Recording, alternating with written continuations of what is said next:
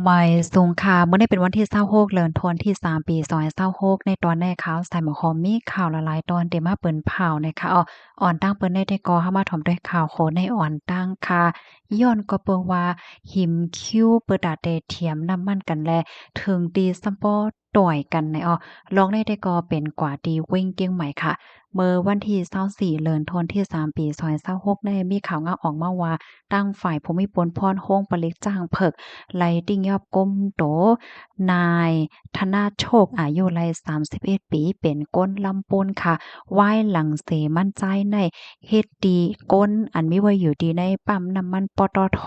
อันมีหิมจำวัดลกโมลีเจเวงเมืองเจดอนเก้งใหม่นั่นในค่ะเนาะเปิงเป็นนั่นแต่ก็มันเป็นเมื่อพ้องขิงข้าวยามกลางในเจ้าๆติเลยว่าเต็งคืนปลาย20มะนิดเฮ็ดจังไหนค่ะกว่าเนาะเขามีลองพิดเถียงกันย้อนก็เพราะว่าขิมคิว อันเขาต่อเที่ยวเปิดดาเดเทียมน้ำมันจังได๋ค่ะนะเถียงกันกว่าเถียงกันมาเหี่ยวก็ถึงที่ซัมพอลงไม้ลงมือต่อยกันเฮ็ดจั่งใดค่ะข้าวยามสืบมาเนี่ยก้นที่อัน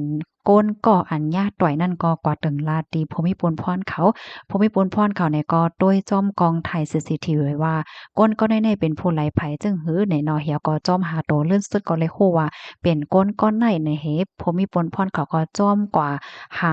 ถึงดีเฮิรนค่ะนะเกี่ยวกับกว่าย่าโตผู้ใจก็ในเตะค่ะมันใจก็ยอมรับว่าเป็นก้นอันไรเฮ็ดกว่าแต่ค่ะลองตั้งมันในเทก็ย้อนก็บ่ว่าไรไปต่อเที่ยวเปิดตาได้เทียมน้ำมันเหิงนั่นน่ะเนาะถึงขั้นดีเป็นกว่าจังนั้นไหนภูมิพลพรเขาก็จังไรเอาโตส่งกว่าที่โรงปลิกเสียก็เตะขับเครื่องปันตัวตามกว่าจอมหนังปักเปิงมามีวานเมืองมีข้อมูลตอนในคาเลยปึงเองเอามาที่เพจสพจ้างเผิกต่างไว้ในพี่น้องค่ะถ่อมข่าวโคนยาวหันเทินจังหือพวงค่ะปันตั้งหันถึงมาลัยเนี่ยค่ะเนาะหลายๆก็หันข่าวเงาอันแนวก็อ่อน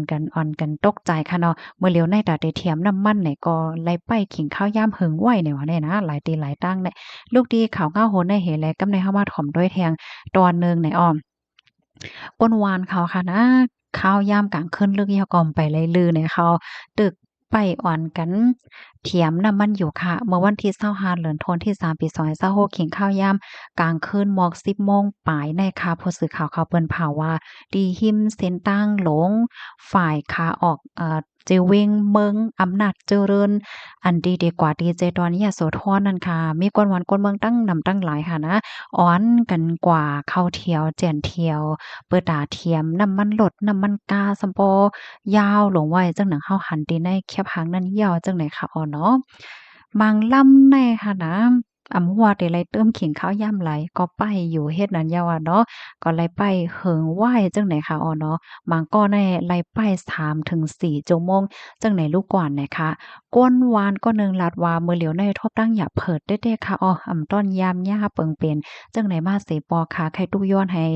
ผู้ใหญ่ก้นหลวงภูมิพลพรเขาจอยเกลิดปันหนังไว้พ่ายเสกำย้อนว่ามันตึกคึกต่อการใจตื้อเพราะว่าจัดปานแต่ค่ะเอาเหมือนจังหนังก้นที่เหตุการณ์พกซ้อมเนี่ยก็ตื้อเฮียง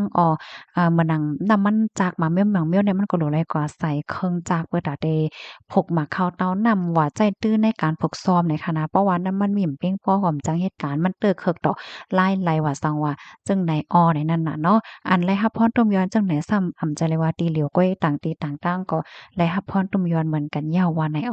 ข้อมูลตอนในคาลิปปีมาที่ห้องการข่าวสดออกไหว้ในค่ะปื้นตีอันพี่น้องใครอยู่รู้เป็นหือพองค่ะไล่หันเมืองใต้เฮาบางตีบางตอนก็ไล่ต่อเที่ยวไปเติมน้ำมันกันนำจังได๋เหมือนกันยาวค่ะเนาะพี่น้องเฮาค่ะปื้นตีพี่น้องใครอยู่เป็นหือพองเนี่ยก็โอบลัดใครในกันมาไลค่ะเนาะ ลูกดีข่าวง่าโหนน่ะเห็นแล้วกำในเฮาค่ะมาถ่อมด้วยข่าวง่าวแทงตอนหนึ่งค่ะอันในก็เป็นก้นนกเมืองไหนคะมากินดีเสียงตีล้านก้วยกะว่ามันทำกาแห้งน่ะอาล่าเหเลื่อนสุดก็ตั้งฝ่ายภูมิพลพรเขาในกอและข่าวจอยเถียมเมื่อวันที่23เดือนธันวาคมที่3ปี2026ได้มีข่าวง่าออกมาว่าสายไหมต้องรอดนะคะและกับสารตั้งโรงผลิตเมืองเจดอนเก้งใหม่ เกี่ยวกับเลยลองมีก้นแอวแหล่เจ้าฝรั่งเศสค่ะถงหญ้าเฮ็ดดีในเสียงมนต์ซื่อดีหนึ่งเนาะตั้งปอตอน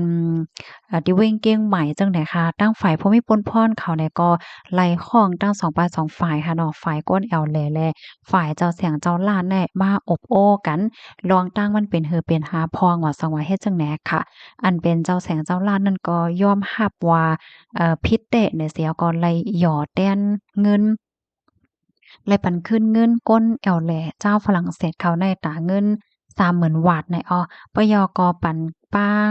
ปันป้ากายยศยาสองเหงหาปากหวาดจังเนี่ยค่ะตั้งฝ่ายภูมิพลพรเขาในกอไล่เอาตั้งพิษเจ้าเสียงเจ้าล้านนั่นค่ะนะเจ้าเสียงล้านนั่นก็ยากกว่าเหมือนจังหนังว่าเปิดเสียงล้านป่นขิงข้าวย่ำอันข้าว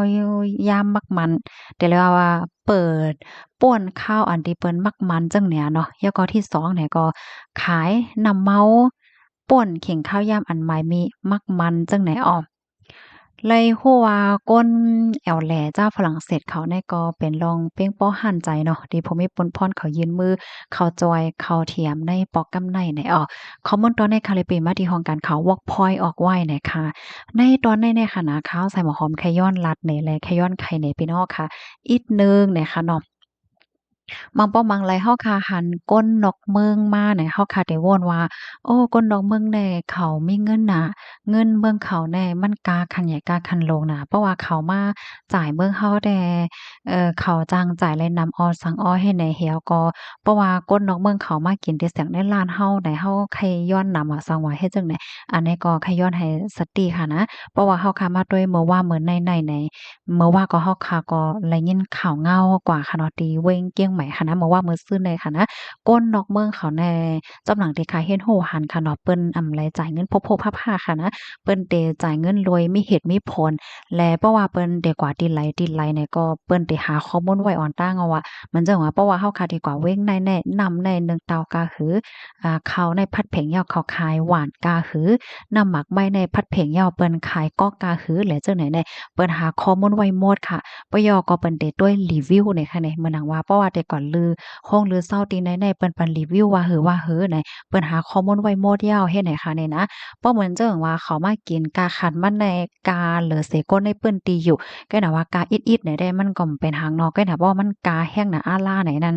เปิ้นก็ได้เอากาเปิ้นแผ่เนื้อซื้อตรงก้นน่ะเพราะว่าเปิ้นแผ่เนี่ยก็มันก็ถึงขั้นที่เป็นข่าวจังไหนยาวไหนเขาก็เพราะว่าก้นแอวแหลแน่เพราะว่าเขาก็เปิ้นแผ่ในตรงวงเขาเนี่ยมันก็เตตื้อคึกเหมือนจังว่า เฮ็ดให้ก้นในเปิ้นพัดมาแอวมาหางามมันเตอเคิกป้าสิเลหน้าตาว่าสังว่าเจ้าในเฮ็ดให้ค่ะลูกดีขาวงาโหนในเหแลมาถ่อมด้วยข่าวแทงตอนหนึ่งน้ำมันเคินกาในวันให้พี่น้องเคินมื้อในกำเหลียวเคินมื้อในกำเหลียว พี่น้องค่ะมันก็ได้ว่าอิหยังตึงมาลัดมื้อเลียวหลานในแหน่ข้าวงาวอันใดข้าวก็ตึกหันเมื่อว่าเก้นะเมื่อว่ากลางคืนลึกเก้นี่สังว่าหันเมื่อว่ากลางเจ้าได้มาฟังปันพี่น้องเฮาค่ะกำเดียวคิมเน็ตกอดเติมแลน้ำมันที่คืนยาวหน้าเนี่ยเนาะก็ให้กาว่าเมื่อคำว่าเนี่ยก็อร่อยเลยหันเปิ้นอ่อนกันกว่าไปเติมตั้งนำเลยค่ะอ้อมังตีในน้ำมันบ่หมดบ่เซงจังได๋นะ เด็กขึ้น6 บาทว่ะเนี่ยพี่น้องเฮาค่ะด้วยคันโลอำว่าได้เป็นดีเซลว่าแก๊สโซฮอล E85 E29 195เบนซินอะโลยขึ้น6 บาทหมดด้วยลูกเอ๊ะหนังหังพี่น้องเฮาค่ะวนว่า6 บาทเนี่ยจ่องมันขึ้นน้ำห้าเหมือนหนังเมื่อกาก่อนป่นมาแน่เปิ้นขึ้นแน่ถึงบาทปลายจังไหนก็นะจ่องว่านั้นหั้นอำนั้นก็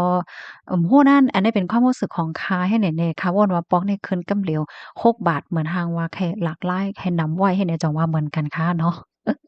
จึงหือก็บันตั้งหันถึงมาดไลเนี่ยค่ะอ้อเนาะยินจมกุกก็ดีฮับถอมปันแห้งค่ะย้อนให้อยู่หลีกินหวานในรถเพกันค่ะเนาะไม่ส่งค่ะ